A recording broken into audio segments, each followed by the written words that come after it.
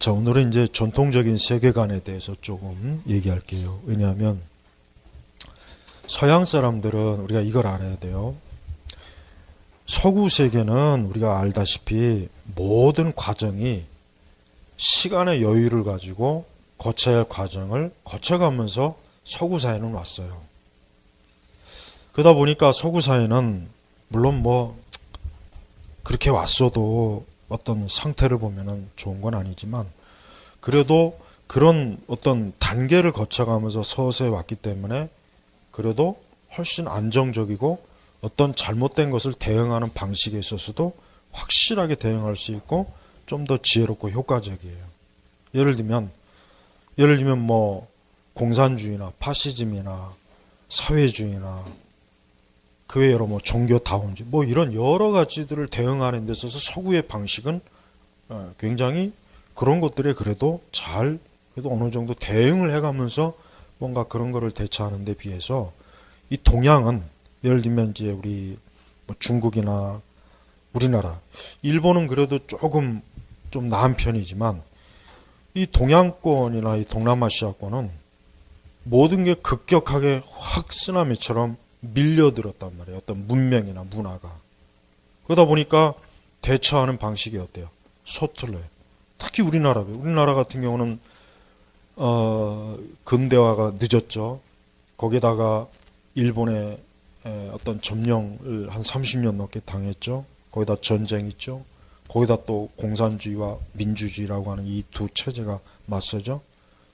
그러다 보니까 어떤 모든 것들이 막 급격하게 빨리 진행하다 보니까 사람들이 정신 이 활동이 어때요? 거기에 대응을 못 하는 거예요. 사실은 우리나라 사람들도 이게 사실 인간이 다 똑같죠. 인간이 똑같죠. 우리나라 사람이라고 더 나쁜 유전자를 가지고 있는 거 아니에요. 우리나라 사람들도 만약에 이런 급격한 어떤 우리가 말한 근현대 역사 이런 과정이 없었다면 우리나라도 훨씬 더 지금보다는 사람들이 더 어떤 여유 있고 부드럽고 뭔가 좀 더 생각을 하면서 뭔가를 대처하는데, 근데 우리나라 역사 자체가 어때요? 이게 급격해. 거기다 전쟁이 있었죠. 일제 침략이 있었죠. 흔히 얘기해서 산업화. 남들은 서구 세계는 150년에서 200년 걸린 그 산업화가 우리는 30년에 그냥 막 급격하게 하니 얼마나 이 사람들의 이 생각이나 이런 우리의 사고방식이 어때요?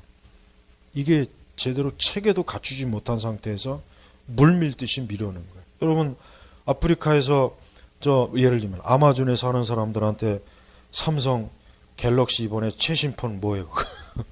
그거 갖다 주고 쓰라 그러면은 그 사람들이 쓰기는 쓰겠지만 그걸 제대로 활용하겠어요? 차라리 그 사람들한테는 옛날 우리 다이얼식 전화기라든가 차라리 그게 어떻게 보면 더 맞을 것 같아요. 그러니까 우리가 이 사상이나 이념 세계관도 이게 순차적으로 오면은 대응을 할 수 있고 뭔가 거기에 맞게 이렇게 조절이 되는데 이게 그냥 마구제비로 예를 들면 솔직한 얘기로 지금도 우리나라는 민주주의를 모르잖아요. 대부분의 우리나라 사람들은. 그런데 1950년대, 60년대 민주주의를 뭘 알았겠습니까? 아무것도 그냥 민주주의라는 게 그냥 때로 몰려서 데모하는 게 민주주의고, 그냥 반정부 구호 외치는 게 민주주의고, 독재 이름 그게 민주주의라고 여겼던 거예요. 내가 볼 때는 지나고 보니까. 이거 왜 그러냐면 그만큼 우리는 서구 세계가 겪었던 한 200년이나 300년의 과정을 우리는 겪지 않은 상태에서 왕조 시대에서 갑자기 일본에 의해서 또 서구 세계에서 근대화로 접어들었죠. 거기다가 또 전쟁이 있었죠. 그러니까 그런 역사를 살아온 우리나라 사람들이 세계관이나 이 정신구조나 생활 방식이 난잡해질 수밖에 없었던 게 다 원인인 거예요. 근데 이게 좀 남과 북이 대치하지 않고 우리가 그나마 예를 들면 일제시대 때 남과 북이 대치하지 않고 그냥 민주주의로 하나가 통일이 됐다면은 체제가 됐다면 지금보다 훨씬 더 우리나라가 더 좋은 상태인 거는 그건 100% 확실할 겁니다. 그런데 이 남과 북이 서로 다른 체제 경쟁하면서 거기에 대응하는 과정 속에서 이게 굉장히 많은 해가 있었다는 거예요. 그래서 우리가 이런 것들이 이거는 뭐 어쩔 수 없는 우리 민족에게 주어진 어떤 불리한 조건 뭐 이렇게 받아들일 수밖에 없어요. 그거 뭐 어떻게 할 수가 있는 게 아니니까. 자, 우리가 이제 전통적인 세계관에 대해서 오늘 세 가지를 좀 얘기하겠습니다. 우선 첫째로 전통적으로 예를 들면 적어도 20세기 이전에 그 보통 이 서구 세계나 우리 동양 세계는 이거는 공통된 가치관을 지금 얘기하는 거예요. 오늘 얘기하는 건 적어도 인간은 외부의 어떤 도덕적 절대적인 진리가 있다. 그리고 그것은 마땅히 존중되어야 된다는 그 가치관이 다 있었어요. 서구 세계도 있고 동양도 우리 한국 사회도 마찬가지입니다. 그러니까 전통적으로 인간은 어떤 자기가 중심이 아니라 어떤 외부, 그 외부라고 하는 것은 어떤 사회나 윗세대 권위 아니면 어떤 그동안 오랜 동안 인간 사회가 가지고 왔던 도덕과 윤리, 전통 이런 것들, 또 인간의 어떤 고유한 양심 이런 것들이 그래도 어떤 인간에 대해서 통제하고 지배돼야 되고 마땅히 사람은 그래야 된다라는 그 생각을 다 가지고 있었어요. 그러니까 거기에 대해서 그렇게 의의를 제기하지 않았단 말이에요. 예를 들면 여러분 영국에서는 2차 대전 이전까지만 해도 영국 사람이나 이런 유럽 사람들은 동성애하면 그건 사람의 할 짓이 아니다. 인간 취급 안 했단 말이에요. 서구 세계도. 하지만 지금은 동성애자 하면 존중받잖아요. 서구 세계도. 봐요. 자, 인간으로서 마땅히 인간은 인간으로서의 기본적인 도덕적, 윤리적, 전통적인 어떤 가치관이 있다는 것을 존중을 했고 존중을 받아왔는데 지금은 어때? 이런 게 싹 무너졌어요. 근데 무너진 거예요. 그러니까 어떤 외부의 도덕적, 나를 지배할 수 있는 어떤 외부의 세력은 없다. 기준은 없다.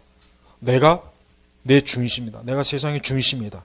내가 이 세상을 살아가는 데 있어서 내가 기준이고 내가 법이고 내가 규칙이고 내가 한 국가, 내가 한 사회다. 이게 나 중심으로 바뀐 거예요. 하지만 옛날 전통사회에서는 그런 꿈도 꿀 수 없는 얘기고 그렇게 살았다간 그 사람은 살 수가 없어요. 그 사회, 그 국가, 그 영역, 그 가족, 그 체계 안에서 거기에 맞춰서 그 질서에 맞게 내가 살아갈 수가 있지만 그렇게 하지 않았다가는 살 수가 없는 거예요. 그러니까 우리가 첫 번째로 인간은 기본적으로 외부의 도덕적 절대적인 진리가 있어서 그리고 그것은 마땅히 사람이라면 거기에 따라 살아야 된다라고 하는 거예요. 이게 첫 번째 그 전통적 세계관, 가치관이었어요. 이거는 동서양을 막론하고 다 있었던 거예요. 다 똑같아요. 옛날 서구 세계도 다 부모를 공경해야 된다. 물론 성경에 있는 가치지만 어쨌든 인간은 기본적으로 부모를 공경해야 된다. 또 자기 윗세대를 존중해야 된다. 그리고 사람은 사람으로서의 그 고유한 그 어떤 그 존귀함이 있기 때문에 사람이 사람답지 못하면 안 된다라는 어떤 딱 기준이 있단 말이에요. 근데 그거를 잘 지켰어요. 웬만한 거의 대부분의 사람들은 잘 지켰지만 또 그 당시에는 극히 좀 이렇게 항상 삐딱한 사람이 많죠. 어느 시대나. 일부 극단, 오스카 와일드 같은 경우 동성애자예요. 근데 오스카 와일드가 살던 시대의 동성애자들은 이건 완전히 개 취급받는 거예요. 이거는. 그러니까 그 시대에 오스카 와일드가 지금 살았으면 어떻게 될 뻔해요. 전혀 문제 안 되죠. 요즘은 그 홍석천이가 광고에도 나오대. 신문에 대문짝만하게. 그가 커밍아웃 했을 때 다 끊겼잖아요. 방송도 끊기고 다 끊겼는데 지금은 버젓이 이 광고에 나오더라고. 신문에 크게. 변한 거예요. 그 사이에. 우리 한국 사회도. 이게 변해버린 거예요. 이제. 근데 이게 한 사회와 국가가 이런 식으로 변한다면 이게 얼마나 급격하게 변하고 그 가운데 한 개인이 얼마나 이게 혼란과 혼동이 많이 오겠어요. 한번 생각해 보세요. 그러니까 사람은 분명히 성경에서도 말하지만 결국 인간은 그 외부의 어떤 도덕적 절대적인 진리는 사실 하나님이에요. 하나님이에요. 사실 하나님이란 말이에요. 하지만 우상을 숭배하고 기독교가 없던 동양권도 어쨌든 사람은 하늘의 뜻을 어기거나 하늘의 도리에 어긋나면 안 된다. 배운 사람이나 배우지 못한 사람이나 다 기본적인 그런 전제를 가지고 사람이 사람다워야 된다라고 하는 것을 다 알고 지냈던 세상이었다고. 근데 지금은 이제 이것이 없어요. 지금은 이게 없단 말이에요. 두 번째는 아까 얘기했지만은 각 사람이 마땅히 지켜야 될 근본적 도덕적 진리를 지키지 못할 때 마땅히 부끄러워해야 할 줄 알아야 된다. 그것이 수치스럽고 부끄러워야 되고 그의 양심이 그를 지적하는 것은 당연한 것이다. 이거를 다 인정했어요. 예전에는 전통적으로. 하지만 지금은 어때요? 전혀. 사람이 어떤 사람으로서의 기본적인 도덕적 윤리적 사람으로서의 그 존엄함을 지키지 못해도 전혀 부끄러움이 없어요. 뭐가 부끄럽냐? 뭐가 창피해? 이게 내 삶의 방식이고 이게 내 삶의 스타일이야. 나는 이렇게 살 거야.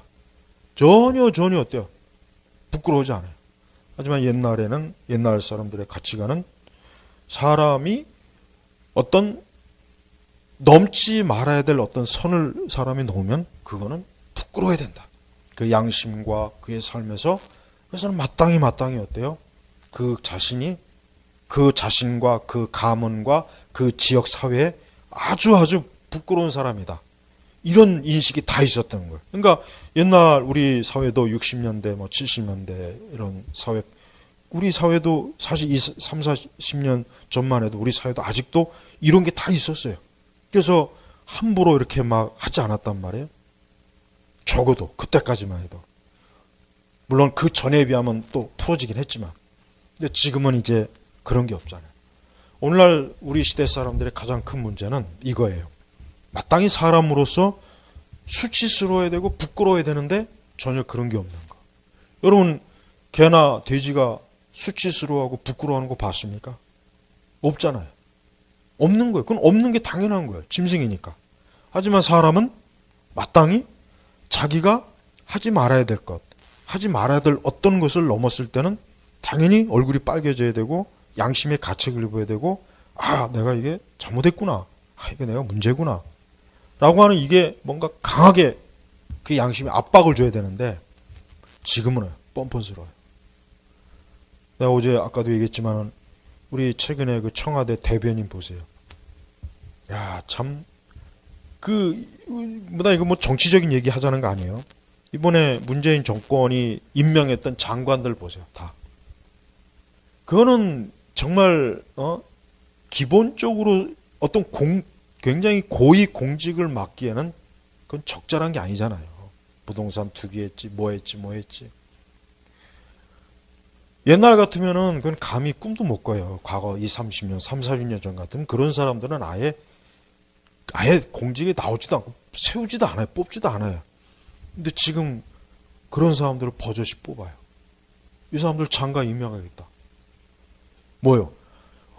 누가 봐도 이건 부끄럽고 수치스러워야 될 것을 갖고 있는 사람이 전혀 그렇지 않고 내가 한 나라의 장관이 되겠다.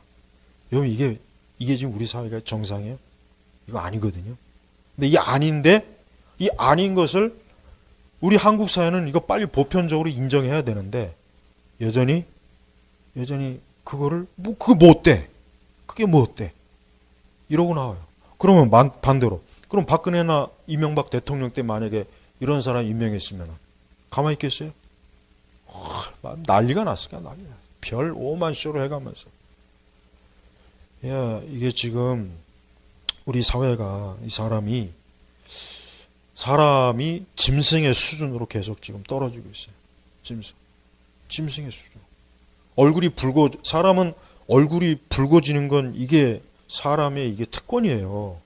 짐승은 얼굴이 붉어지지 않아요. 짐승이 길에서 오줌 싼다고 해서 얼굴 가리고 오줌 싸는 거 봤어요? 하지만 사람은 안 그렇단 말이에요. 사람은 자기가 어쨌든 간에 어떤 짓을 저질렀을 때도 이게 얼굴을 가리고 뭔가 이렇게 얼굴을 수그릴 줄 아는 게 사람이지 떳떳하게 얼굴을 들고 내가 뭐 잘못이야. 이건 사람으로서의 그 자기 자신의 존엄함을 벌써 많이 잃어먹은 거예요. 세 번째는 뭐냐? 세 번째는 이건 굉장히 우리 또 기독교와 굉장히 관계된 거예요. 좀 더 실제적으로. 옛날 사람은 물질적인 존재가 아니다. 사람은 동물하고 다르다. 그래서 사람은 이 땅에서 죽는다 해도 흔히 얘기해서 우리 한국 사회는 그 혼이 반드시 조상에게 간다. 그 죽은 혼이 분명히 저 세상에 간다. 라는 이 인식이 강해요. 이거는 동서양 다 마찬가지예요. 미개 사회도 마찬가지예요. 그래서 사람은 단순히 우리가 개나 고양이를 죽으면 그냥 묻으면 그래 잘 죽었다. 하지만 사람은 죽으면 그 사람이 어딘가에 간다. 뭔가 이게 강해요. 근데 지금 이게 약화됐어요. 지금은 점점 더 심하게 어떤 사람이 죽으면 끝나는 거지 뭐. 그냥 자기가 살아있는 동안 자기 하고 싶은 대로 막 살면 되지. 이런 생각이 강해요. 옛날에 동화나 전설의 한결같은 주제가 뭐예요? 권선징악이에요. 권선징악. 우리 한국 전통 전래 동화 봐요. 서양 전래 동화 봐요. 흥부와 놀부도 그렇고 다 봐요. 다 뭡니까? 악인은 반드시 하늘의 벌을 받고 선하고 착한 사람은 반드시 복을 받는다. 이게 다 동서양의 옛날 전통 전설이든 동화든 다 공통된 주제예요. 특히 우리나라는 이 권선징악의 주제가 강해요. 전설의 고향 옛날에 그 방송 나올 때 봤어요. 전설의 고향은 한결같이 어쨌든 권선징악이에요. 나쁘고 악한 짓을 저지르면 하늘의 벌을 받는다. 그러나 착하고 선한 사람은 하늘의 복을 받는다. 그러다 보니까 옛날 사람들은 설령 우리 기독교가 들어오기 이전이고 하나님 믿기 이전, 인격적인 하나님을 알기 이전이라도 뭔가 사람은 자기가 하는 일에 대해 반드시 심판을 받는다는 이 생각을 다 가지고 있어요. 그러니까 사람이 어때요? 함부로 못하는 거예요. 적어도 안 돼. 그래서 옛날 사람들은 누군가 저 천벌을 받았다. 내가 저 천벌 받을 줄 알았다. 이 말을 그냥 써. 왜 씁니까? 벌써 사람들의 의식 속에 사람은 그릇된 길로 가면 결국은 반드시 벌을 받는다. 그럼 이 생각이 도대체 어디에 기준을 둔 거예요? 이건 사람이 하나님의 형상을 가지고 있기 때문에 그러는 거예요. 근데 지금은 이런 권선징악의 개념이 어때요? 거의 사라져갑니다. 아이들한테도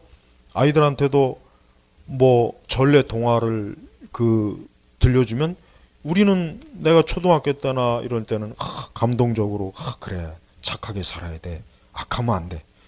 근데 지금 아이들한테 그런 전래 동화 들려줘 봐야 그거 걔들이 그거 기뚱으로도 안 들어요. 사람이 착하게 살면 당하는 거다. 그건 바보 병신이다. 악하게 살아야 된다. 아주 영악해야 된다. 남을 속여야 된다.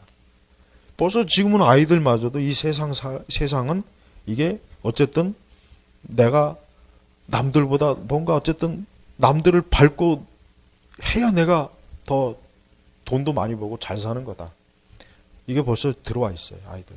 그러니까 옛날 순진하게 흥부와 놀부니 이런 거 얘기해 줘봐야 애들 그거 좋아하지도 않아요.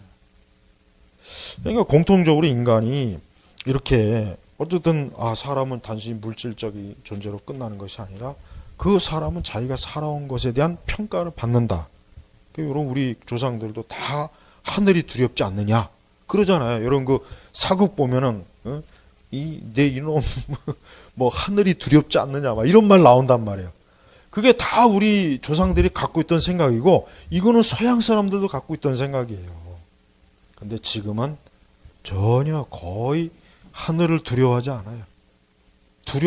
뭐가 두려워? 난 두려운 거 없어. 왜 그래요? 우리가 사는 세상은 사람이 중심, 자기가 중심의 사회예요. 그래서 사실 우리가 이제 보는 광고나 영화, 드라마, 소설, 연극 이런 어떤 예술 이런 것들이 전부 다 아까 얘기했지만 너가 인생의 주인이고 너가 세상의 중심이고 너 중심으로 지구는 돈다. 다 요 메시지가 다 들어가 있어요. 모든 CF나 광고에 다 들어가 있습니다. 그러니까 그런 걸 날마다 보고 들은 그 의식 속에 그런 것들이 하루에도 수백 번 혹 수천 번씩 주입이 되니 당연히 어때요? 어딜 가서나 내가 중심인 거예요. 심지어 교회에서도 하나님이 아니라 나 중심으로 교회가 돌아가야 그래야 속 시원한 사람들이 꽤 있습니다. 이게 보통 직장에서도 마찬가지고 학교에서도 마찬가지예요. 자기 중심으로 회사가 돌아가야 되고 학교가 돌아가야 이게 속 시원한 그런 생각을 가진 사람들이 그 직장에 수백 명, 학교에 수백 명, 어느 사회에 수백 명 있는데 그게 제대로 되겠어요? 그러니까 자꾸 불협화음이 일어나고 싸우고 다투고 갈등이 더 커지는 거예요. 더 커지는 거예요. 우리 한국 사회는 더 심각하고. 그래서 우리가 우리 기독교인이지만서도 우리는 하나님께서 인간에게 기본적으로 심어놓은 이런 즉 인간이 양심으로 어떤 하나님께서 심어놓은 그런 기본적인 세계관을 이걸 가르쳐야 되고 이게 있어야 돼요. 이건 기독교인이고 기독교인이 아니고를 떠나서 적어도 인간은 오랜 세월 동안 이런 걸 가지고 있었는데 이게 20세기 들어와서부터는 급격하게 다 무너지는 거예요. 어느 사회나 다 무너지는 거예요. 다 무너지는 거예요. 흔히 얘기해서 우리가 세대 차이라는 것도 거기서 나오는 것이고. 그래서 우리 그리스도인으로서 우리는 성경대로 사람을 하나님의 형상을 입은 존귀한 존재예요.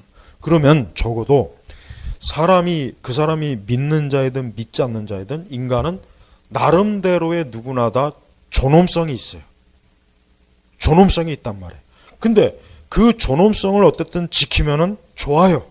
물론 일반 은총의 영역이긴 하지만 그래도 그 존엄성을 각자가 그래도 가질 만큼 가지고 있을 때 그 사회나 그 국가는 그래도 괜찮은 거예요.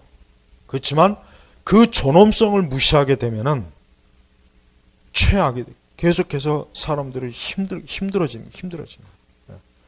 그러니까 그런 의미에서 우리 한국 사회는 세계에서 그 어떤 나라보다도 인간이 기본적으로 가지고 있는 그 존엄성이 지금 굉장히 많이 파괴되어 있어요. 그럼 이걸 누가 파괴했냐? 이거 좌파들이 파괴한 거예요. 우리 한국 사회가 수십 년 동안, 지금 돌이켜보면 수십 년 동안 우리 한국 사회를 정신적으로나 세계관, 또 우리 한국 사람의 삶을 파괴시킨 그 주범들이 누구냐? 가만히 보니까 좌파예요, 좌파. 이 좌파적 마인드를 가지고 있는 이자들이 이렇게 만들었어요. 물론 좌파들은 이런 얘기를 들으면 길길이 날뛰겠죠, 또. 하지만 이건 사실이에요. 이건 명백하게 사실. 사실 우리 선조들이 잘못된 것도 많지만 또 좋은 면도 많아요. 근데 그 좋은 면을 우리는 이어받지 못하고 잘못된 것들만 이어받는 거예요. 잘못된 것들만. 그러니까 우리는 우리 조상들에 대해서 자랑스럽게 생각할 수가 없어요. 난 이것도 안타까워요. 어느 민족이나 다 좋고 나쁜 게 있는데 우리는 유독 왜 우리 조상들은 왜 이랬나 저랬나 이런 어떤 염세주의적이고 자꾸 이런 패배주의적 생각만 자꾸 주입이 돼. 자꾸 이런 발전이 없어요. 발전이 없단 말이에요. 근데 이걸 누가 조장했느냐? 이거 다 공산주의 사회주의자 좌파들이 조장한 거예요. 또 그런 영향을 받은 사람들이 2차 3차로 조장한 것이고. 그래서 기독교는 우리 교회 다니는 사람들은 적어도 하나님께서 사람을 창조했으니까 사람이 기본적으로 가지고 있는 존엄성을 이거 중요한 거다. 이거는 모든 사람이 빨리 갖추고 회복해야지. 이거를 계속 방치했다가는 이건 정말 일반 은총 영역에서 우리가 이런 부분에 무시하면은 이거는 사실 옳은 게 아니거든요. 그래서 교회는 이런 부분에도 관심을 가져야 돼요. 우리가 물론 특별 은총 관점에서 사람이 구원받고 죄를 사함받는 거 이게 절대적인 게 이게 제일 중요하죠. 교회는. 그러나 거기에만 머물지 말고 우리는 일반 은총 영역에서도 인간이 인간으로서의 그 하나님의 형상의 기본적인 존엄을 이걸 가지고 있지 않으면은 우리가 살아가는 이 일반 은총 영역에서 우리가 힘들어. 우리가 고단한 거예요. 우리가 맨날 시끄럽고 모든 이 사회 질서 자꾸 무너지고 비윤리 비도덕적인 것들이 그냥 수시로 여기 사방에서 튀어나오고 그럼 우리 신자들에게 좋은 게 아니잖아요. 아니잖아요. 네? 그래서 우리 전통적인 세계관 이 세 가지를 이거는 동양이든 서양이든 다 공통적인 거예요. 그런데 서양조차도 이제 흔히 얘기해서 포스트 기독교 이후로 넘어가면서 기독교가 가지고 있던 일반 은총형의 좋은 것들이 끊어진 거예요. 맥락이. 서양도. 그래도 우리보단 나아요. 아직은 우리보단 나아요. 우리보다 낫다는 걸 알아야 돼요. 우리 한국 사회는 내가 볼 땐 전 세계에서 가장 엉망이에요. 이건 내가 객관적으로 얘기하는 거예요. 폄하하는 게 아니라 가장 엉망이에요. 가장 엉망. 이만큼 사는데 세계관이나 정신이나 어떤 인간의 존엄성 부분에선 최악이에요. 최악. 그래서 세월호 사건도 그렇죠. 천안함 사건도 그렇죠. 광우병 사태도 그렇죠. 탄핵 사태도 그렇죠. 저런 정치인들의 저런 그 뻔뻔함, 이게 다 뭐예요? 인간의 존엄성 자체가 완전히 지금 무시된 사회니까 이런 일이 벌어지는 거예요. 이런 일이. 그래서 우리 그리스도인들은 이런 부분에서도 관심을 가져야 됩니다. 우리가 영혼 구원, 좋아요. 영혼 구원 굉장히 중요합니다. 그러나 성경을 통해서 우리는 다른 것도 일반 은총의 영역까지도 성경은 다 우리에게 말씀해 주고 있고 다루고 있으니까. 그래서 오늘은 전통적인 세계관에 대해서 제가 얘기한 거예요. 근데 이제 이러한 세계관을 우리 시대는 이미 오래전에 이미 어딘가에서 버렸어요. 이미 다 파괴됐어요. 그래서 새로운 세대가 지금 우리 한국 사회를 주도하고 있는데 얼마나 지금 안 좋은 시대입니까? 세계관 관점에서는 이 암흑의 세계관이 가득한 시대라는 거. 그러니까 우리가 더 하나님의 진리에 합당하게 우리가 살아야 된다는 것을 좀 더 깊이 인식을 하는 그런 시간이 되길 바랍니다. 자, 기도하겠습니다. 하나님 아버지 감사합니다. 하나님께서 사람을 지으시고 그 사람에게 하나님의 그 존귀하신 형상을 부여했는데 사람은 이 악한 죄성이 그 존귀한 하나님의 형상을 자꾸 짓밟고 자꾸 그 존귀한 형상을 더럽히는 짓만 골라서 합니다. 특별히 우리 그리스도인들은 그러한 일들에 대해서 우리는 지혜롭게 또 현명하게 우리가 깨끗하게 빛의 세계 속에서 빛의 하나님의 그 거룩한 진리로 그러한 것들도 온전하게 바르게 깨닫고 우리의 발걸음을 디딜 수 있도록 우리를 도와주시옵소서. 감사하며 우리 주 예수님의 이름으로 기도 올렸습니다. 아멘.